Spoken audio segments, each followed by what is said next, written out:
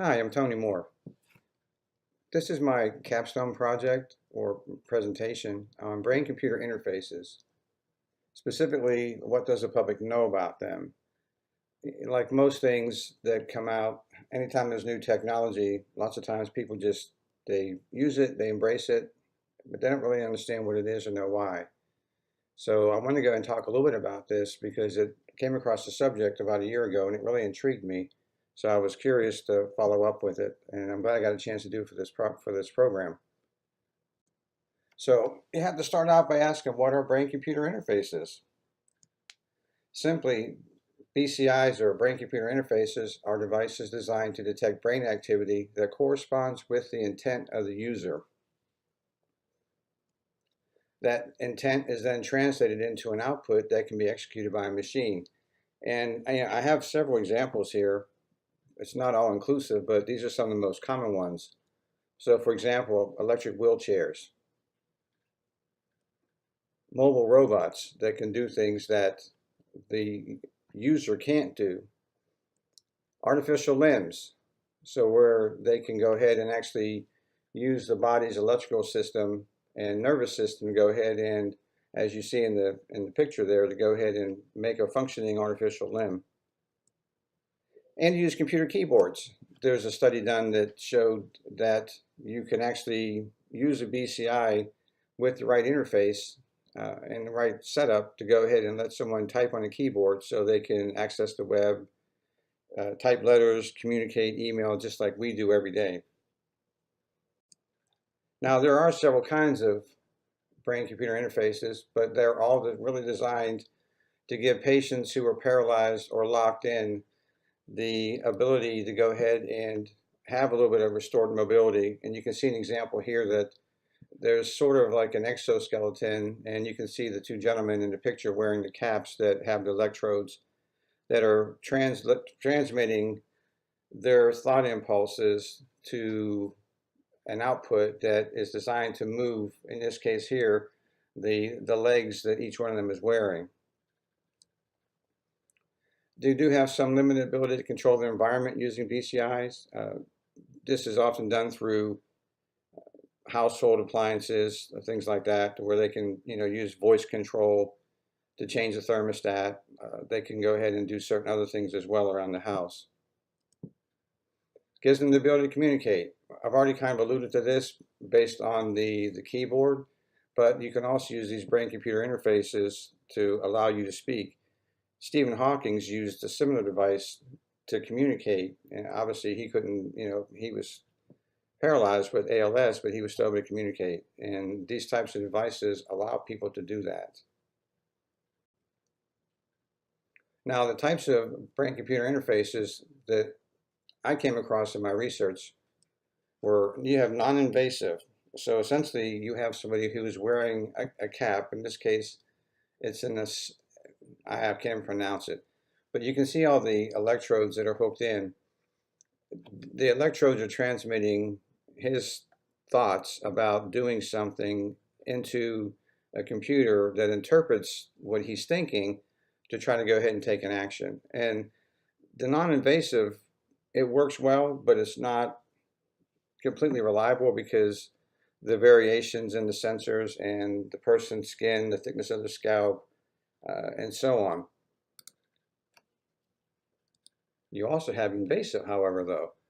The invasive, as you can see here, you could actually, scientists, surgeons, however you want to call them, will hook electrodes directly onto the brain.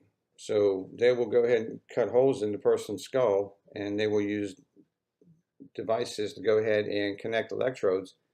There are also more invasive methods where they actually will go ahead and put the electrodes inside the brain, not just on it, but inside.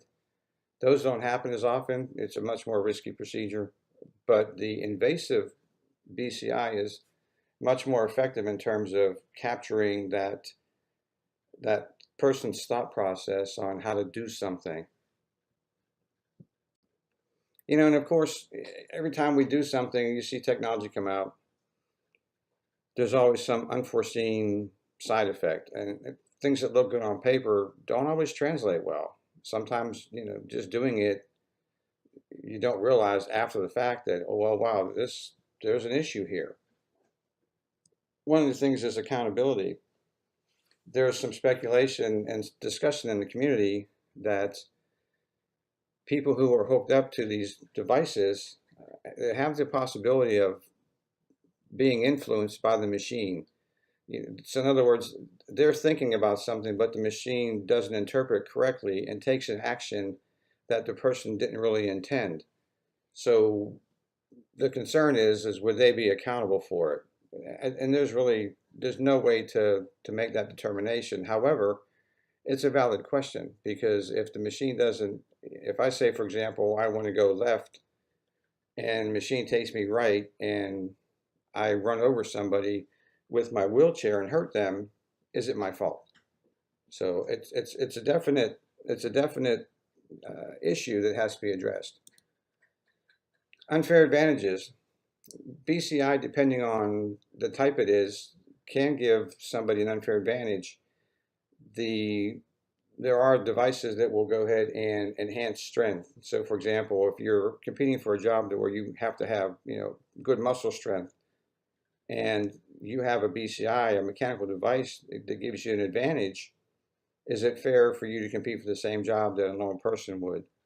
They don't have that advantage. You can also have implants in your brain that will go ahead and increase memory. It's almost like upgrading the RAM on a computer. These devices exist and they allow for improved memory retention and storage. So does it give somebody an unfair advantage? It could. The laws that govern BCIs vary from state to state. So what works in one state may not be applicable in another state. So there's no one standard. So you have to be careful when it comes to how laws are applied. And it is a concern because, like I said, what works in Georgia may not work in Mississippi or vice versa. Reliability. Using these devices for things like trying to go and get a patient to answer a yes or no question, trying to go ahead and interpret what somebody is thinking about doing. The devices aren't as reliable as people believe.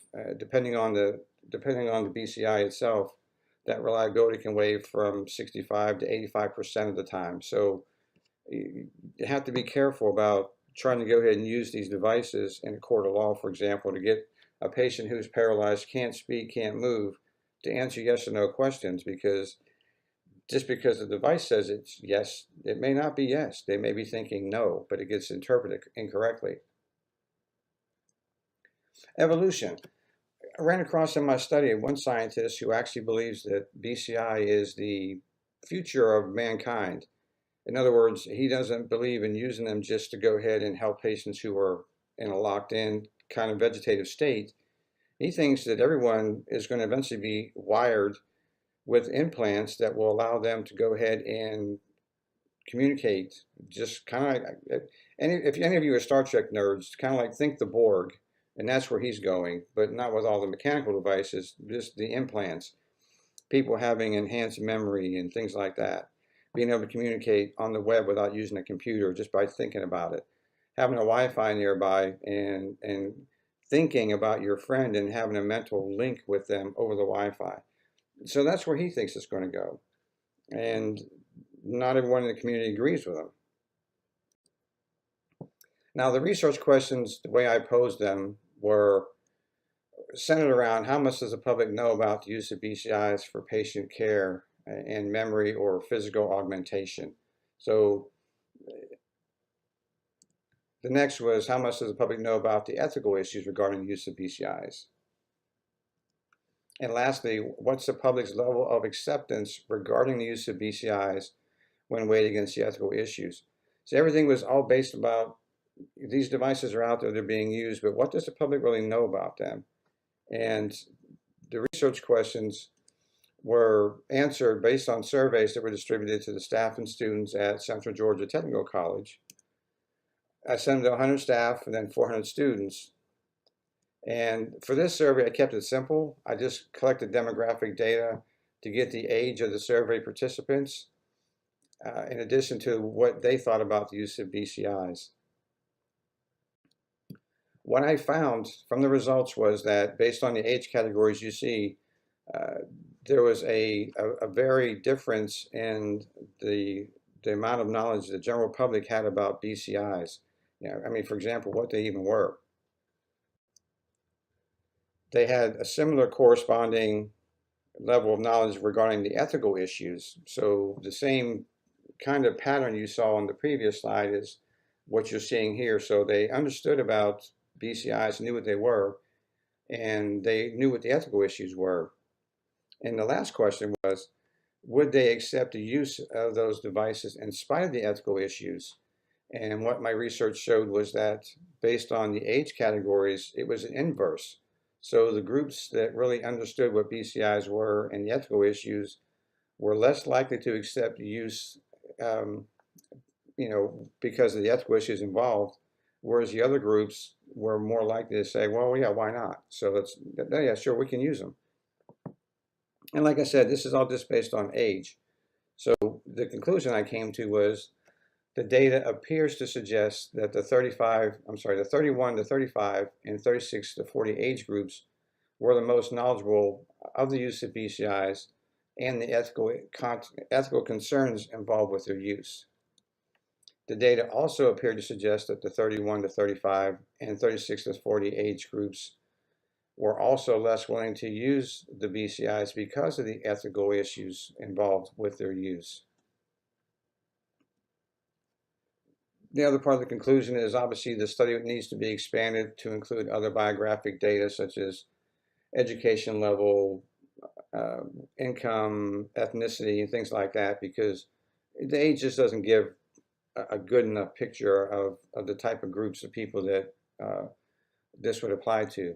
However, it was an interesting study, and I appreciate your time and your attention. Thank you.